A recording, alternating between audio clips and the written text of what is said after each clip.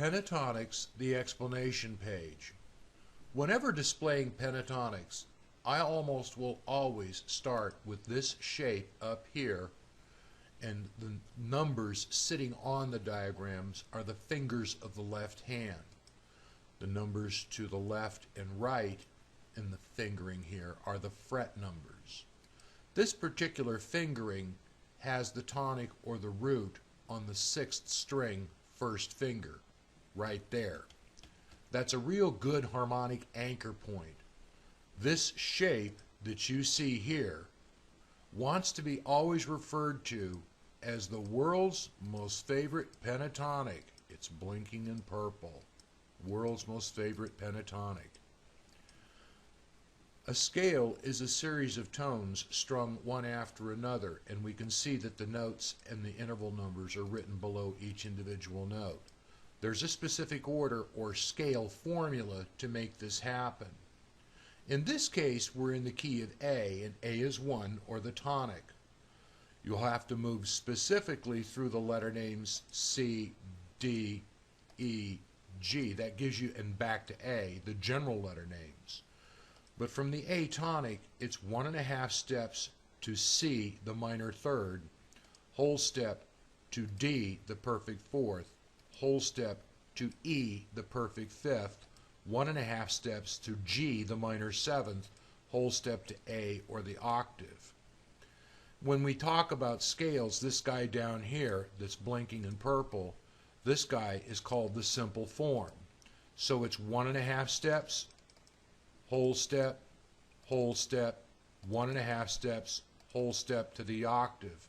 And that's the scale formula in its simple form.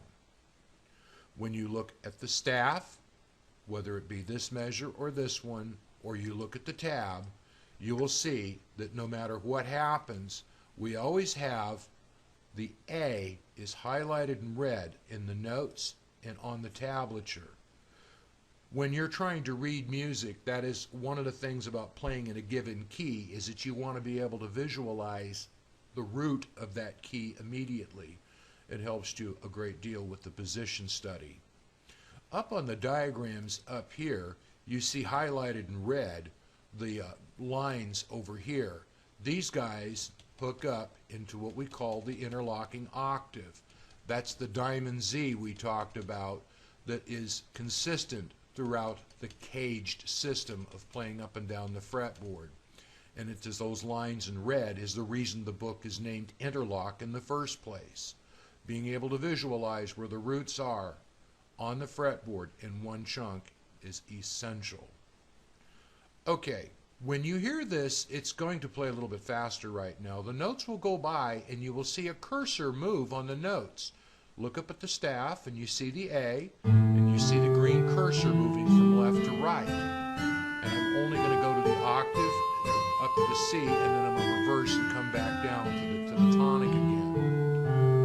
As you go to play these exercises later on, there'll be repeat signs at the ends of these, and you will do them several times. When picking the notes in the right hand, at slower tempos, straight downstrokes will work just fine.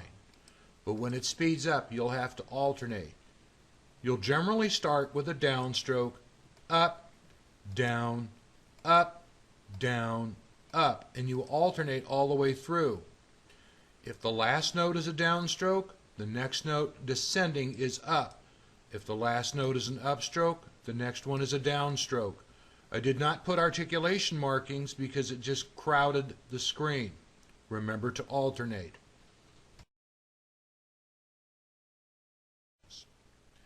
When you play these, it's essential that you're supposed to recite the letter name, the corresponding interval number to the scale, and when you look at the chords, you want to pick out the letter name and the corresponding interval number of the chord also. This should give you all of the information that you need. When we try to do these, I will be slow at first with each individual fingering, and I will go through these at 5 different levels of speed. Now, go to the next page, open string pentatonic.